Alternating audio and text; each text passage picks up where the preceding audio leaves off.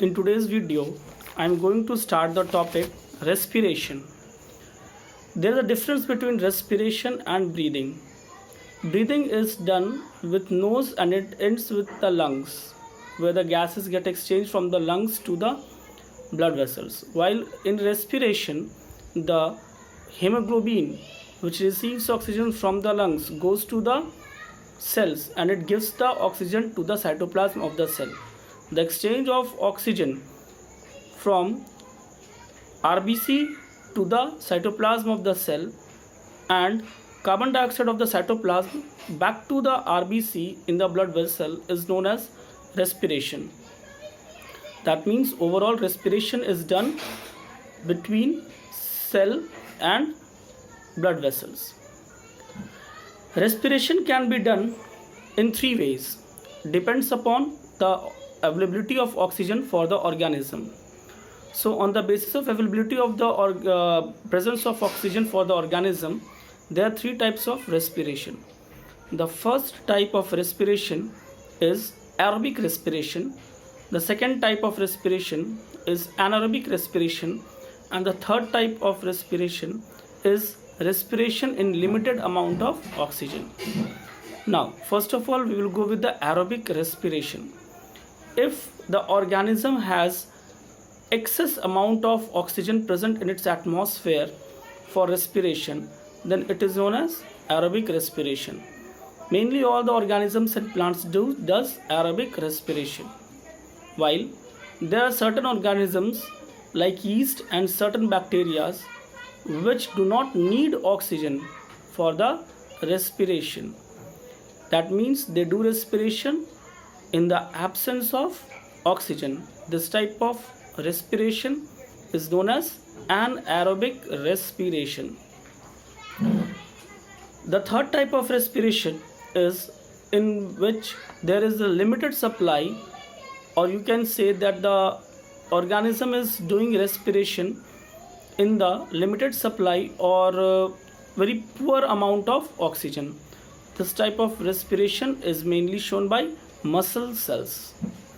So these are the three types of respiration which occurs in this world. Now, the basic component of the respiration is oxygen, and the main aim of the respiration is to oxidize glucose. That means we do respiration. The basic aim behind doing respiration is to oxidize glucose. Whenever the glucose gets oxidized, it forms ATP, that is adenosine triphosphate. So the whole story is for the formation of ATP by the oxidation of glucose. Now, oxygen has come, or either it has not come, or either it is in limited supply, whatever be the condition. But the one step is common for all the three. That step is conversion of one molecule of glucose into two molecules of pyruvate.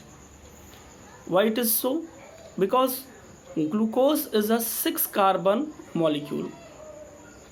That means a glucose has total number of carbon 6, which gets converted into a molecule which is having 3 carbon. That means a single glucose can form 3 carbon molecule. Because carbon is 6 molecule, because glucose is having 6 molecule of carbon, glucose is having 6 molecule of carbon, it will form 2 molecules having 3 molecules of atoms of carbon. Okay, so that what is that compound called? That compound is called pyruvate. It means one glucose can form 2 pyruvate. This is the common step which is done and seen in all the three types of respiration.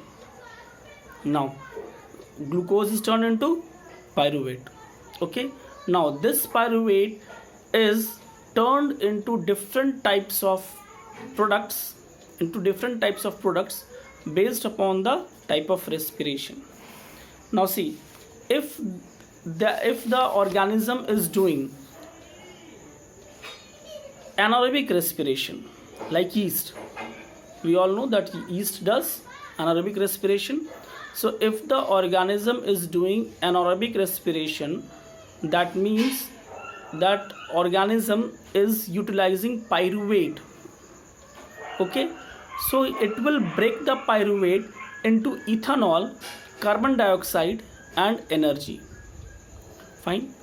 That means first of all glucose will be turned into pyruvate, then on pyruvate yeast will work.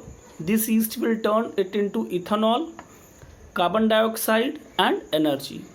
So ethanol is the product which we use in our different type in making alcohol, or you can say acetic acid. Fine.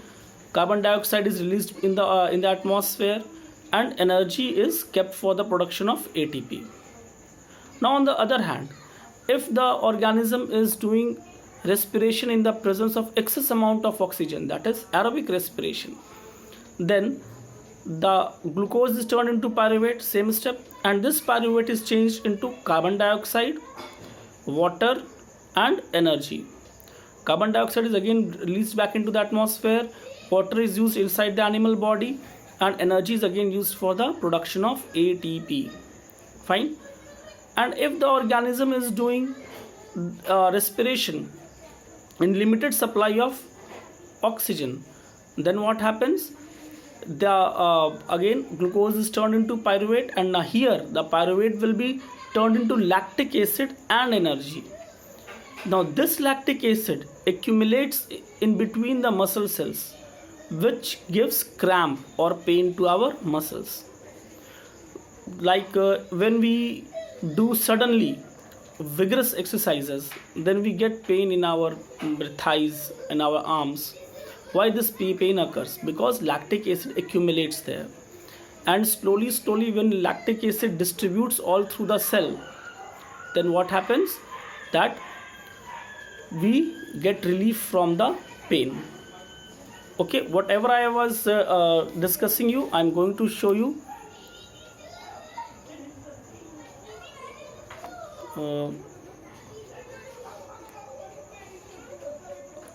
Here you are able to see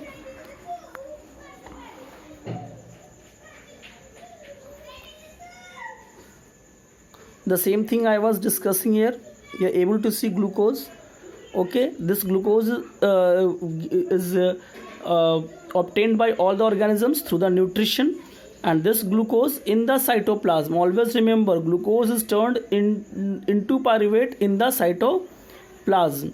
Glucose is turned into pyruvate in the cytoplasm. So this cytoplasm is the place where glucose turns itself into two molecules of pyruvate. Now this pyruvate, this step is common for all the three types of respiration. Okay, now if the respiration is taking place in the absence of oxygen, as in the example of yeast, the same process will be followed. Glucose will be turned into pyruvate, and pyruvate will be used by yeast to produce ethanol, carbon dioxide and energy, and this energy will be used by the organism to produce ATP. And if it occurs in the presence of oxygen,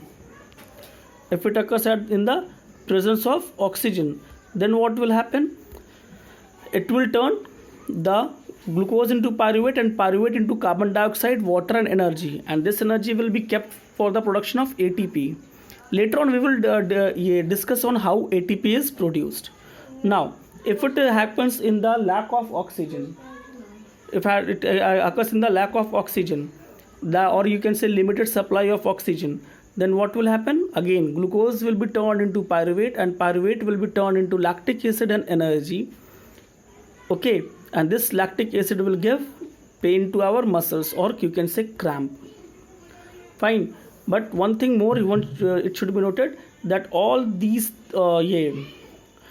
this energy production is done in the mitochondria. So if the question is asked, glucose is turned into pyruvate at which place, you will say in cytoplasm. And if it is asked